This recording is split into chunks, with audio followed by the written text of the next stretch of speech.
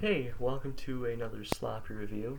This time I'm going to be doing a sloppy review of the Xbox One version of Oblivion. So I am a huge fan of the Elder Scrolls series, just because of the fantasy and like some of the RPG elements are really good. Except for Skyrim's, I despise Skyrim's RPG system. But I absolutely love Oblivion's RPG system because it's not as complicated as Morrowind's necessarily, but it's just complicated enough to like give you something good. Like you can make your own class and have your birth sign and have your minor and major stats, and even though some things can be broken, like creating spells, overall it's a lot of customization for your general character, and I feel like it's really good compared to Skyrim's uh, kind of like a shit show of RPG elements. I mean, I'm not saying Oblivion is an amazing game entirely. There are some things that are interesting, like the butterfaces. Each NPC has their own butterface. There's like a cast of like 10 people um, for the entire game. Uh, but I really enjoy the game. There's something about it that just I really like. Maybe it's a bit of a charm to it that it's so bad at times. It's good, but it's also good enough to be. It's complicated. It's a complicated relationship. Uh, yeah, I like the acrobatics kind of into it. I'm kind of sad they removed that from Skyrim, or didn't have that in Skyrim. I just really like Oblivion's quest lines too. There are a lot of good ones. Like the Dark Brotherhood one was amazing. Uh, I haven't really done much in the Fighters Guild. The Mages Guild are okay. But the Dark Brotherhood's probably my favorite quest line. The Daedric quest line, like Daedric Prince quest lines, are pretty good too. There's tons of those. Like I think like 16, because this is 16 Daedric Princes. Yeah, I also really enjoyed the DLC, uh, Isles of Madness or something from Shea Gorath. I really enjoyed that. The new environments, the new weapons, new armor, new spells. Like in Oblivion, there's tons of spells. It's amazing. You got all these cool conjuration spells. You got all these cool like destruction spells. You got touch spells, spells that can unlock doors. They're all very useful. Um, I I like the thought of like because like you're not really like the big hero necessarily. You're just this random guy that becomes the hero in a way, and I really enjoy that. There's vampirism is vampirism in a lot of Elder Scrolls games, in my opinion, are just bad. Not very good at doing vampires, but I don't think I really play Elder Scrolls for the vampire gameplay. Um, so yeah, it's a it's a really good game in my opinion. Just a fun time. Um, yeah, I even though I'm not a huge fan of Bethesda and their re-releases, I still buy them. Like I said, it's a guilty pleasure. It's a sin, but I enjoy it. So I'm just happy to have it. I mean, I have it. I have both the DLCs. You know, the Game of the Year edition, the one with the black cover. Uh, yeah, I've never actually gotten to the Knights of the Nine DLC, but the Shivering Isles DLC it's just great. It's really good. The general game too is pretty good. I like the environments, the characters to mess around with. Like, it's a really and it runs really well on like not super well, but it runs okay on uh like some crappy computers at times. So that's good. You know, so if you have a supercomputer, you don't need to worry about running Oblivion. That's for sure. It was made in 2006, uh, and yeah, it's probably my favorite Elder Scrolls game.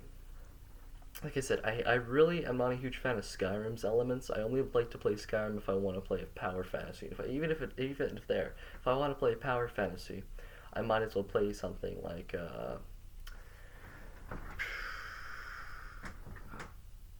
what would I play?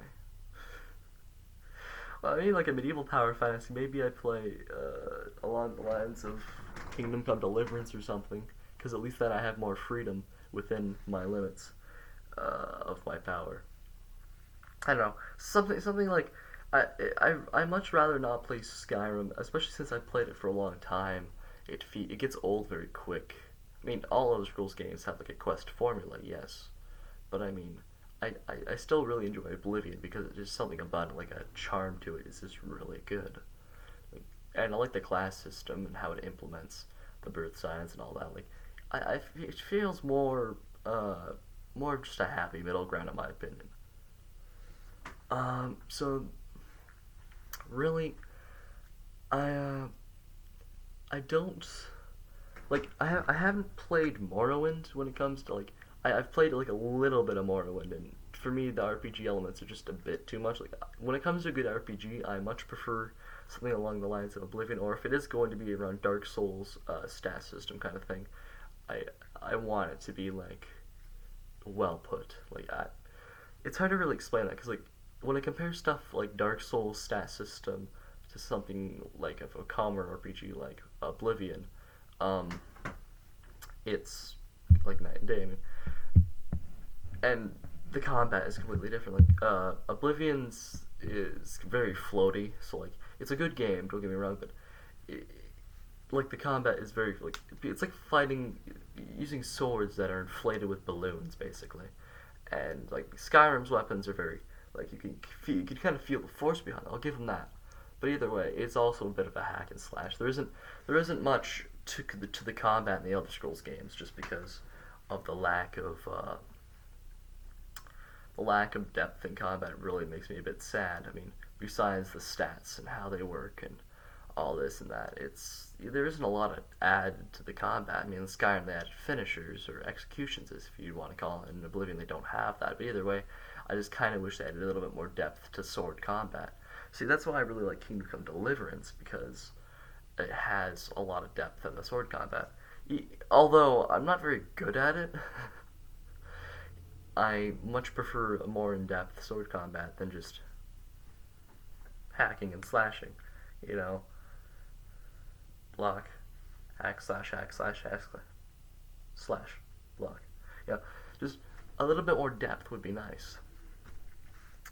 But it's still very good. I haven't 100% completed the game yet, like a lot of my reviews.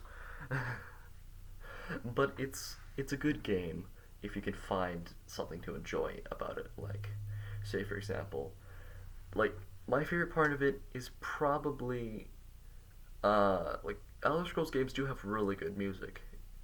Like the music is really good in this one. Just running around the environment in Cyrodiil is good in general. I much prefer Cyrodiil than I do Skyrim at times. Maybe it's for a little bit of a nostalgia factor. Although I wasn't exactly alive, or not really alive, but I was born in 2005, and this was made in 2006, so I can see why I wouldn't really have nostalgia, but I played a little bit when I was younger on the PS3, so when I actually did play it later, like a couple years ago, I had a little bit of nostalgia for it. So maybe that made it better. But either way, I really enjoyed the game. It does have flaws like a lot of other games, but it learns to like work within those flaws, I guess. I don't know. It's still an Elder Scrolls game, so if you're into like older Bethesda games rather than the new ones like 76 or the upcoming ones, then yeah, definitely give it a try. I think it's worth it. Yeah, so if you just want a fantasy universe with butterfaces, look no further than the Elder Scrolls. Anyway, that'll be it for my sloppy review. I may have droned on a bit more.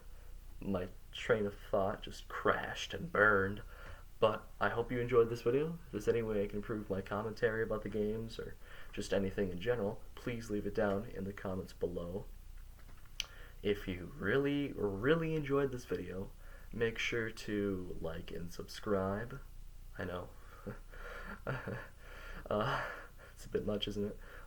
So yeah, I hope you enjoyed this video, and that'll be all.